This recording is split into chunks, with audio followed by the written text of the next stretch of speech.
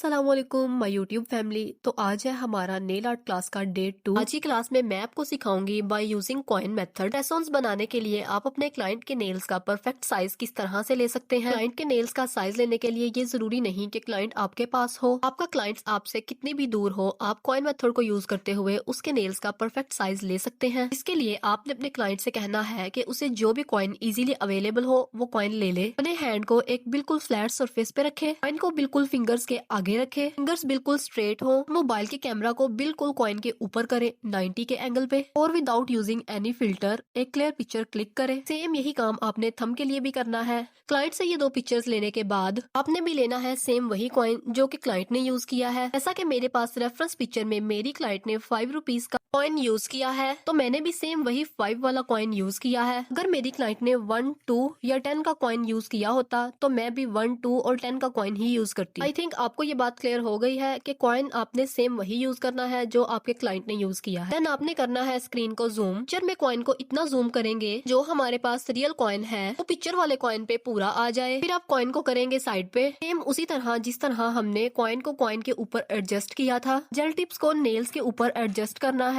हर nail के लिए आपने इसी प्रोसेस को रिपीट करना है और अपने क्लाइंट के सारे परफेक्ट साइजेस निकाल लेने हैं। इस मेथड को यूज करते हुए आप अपने क्लाइंट के एकदम परफेक्ट साइज निकाल सकते हैं, लेकिन इस बात का ख्याल रहे क्लाइंट की पिक्चर विदाउट एनी फिल्टर हो और फिंगर्स बिल्कुल स्ट्रेट हो। यहाँ आप देख सकते हैं कि मैंने इसी प्रोसेस को रिपीट करते हुए अपने क्लाइंट के सारे परफेक्ट साइजेस निकाल लिए थे। लेकिन आपने फर्स्ट टाइम ही ये एक्सपेरिमेंट अपने क्लाइंट पे नहीं करना, पहले इसकी आपने प्रॉपर प्रैक्टिस करनी है। इसके लिए आप अपने खुद के हैंड्स की पिक्चर लें और कॉइन मेथड को बार बार रिपीट करें। इस तरह आपकी अच्छी प्रैक्टिस हो जाएगी। देखने में आपको फर्स्ट टाइम शायद समझ नहीं आई होगी, लेकिन जब 3 to 4 टाइम्स आप इस प्रोसेस को अपने हाथों से रिपीट करेंगी तो आप इस चीज को अंडरस्टैंड कर जाएंगी। एक बात फिर कहूंगी कि फर्स्ट टाइम में ही आपने इस प्रोसेस को अपने क्लाइंट पे ट्राई नहीं करना, पहले खुद पे प्रैक्टिस करें और बाद में अपने क्लाइंट्स पे। प्रेस-ऑन्स बनाने के लिए दूसरा इंपॉर्टेंट स्टेप होता है नेल्स को प्रेप करना। तो अपने क्लाइंट के परफेक्ट साइजेस निकाल लेने के बाद आपने नेल को डबल साइडेड टेप या नैनो टेप की हेल्प से नेल स्टैंड के ऊपर पेस्ट कर देना है। इन सारे प्रोडक्ट्स की डिटेल्स मैं आपको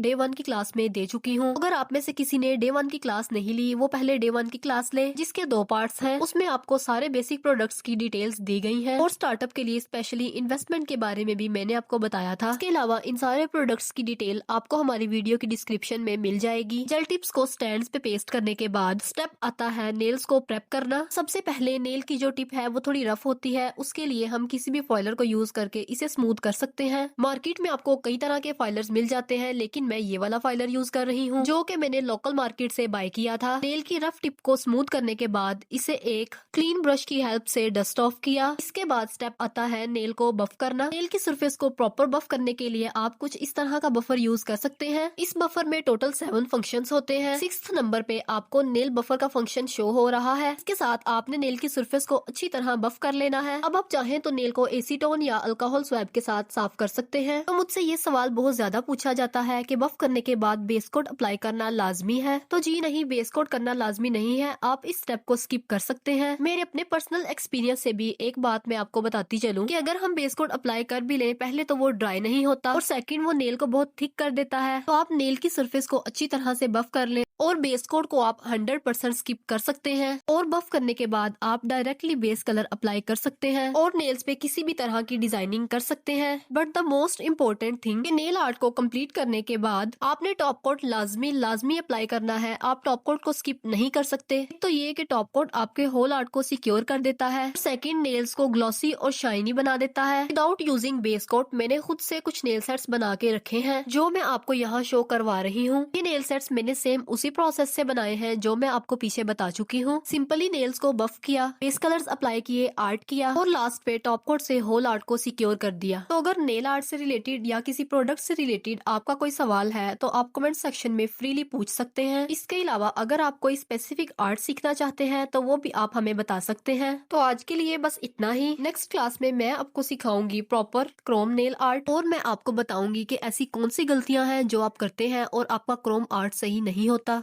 तो नेक्स्ट क्लास को देखने के बाद आपका क्रोम आर्ट कभी भी खराब नहीं होगा इंशाल्लाह। मिलते हैं अपनी नेक्स्ट क्लास में। Thank you for watching. जज़ाकल्लाह।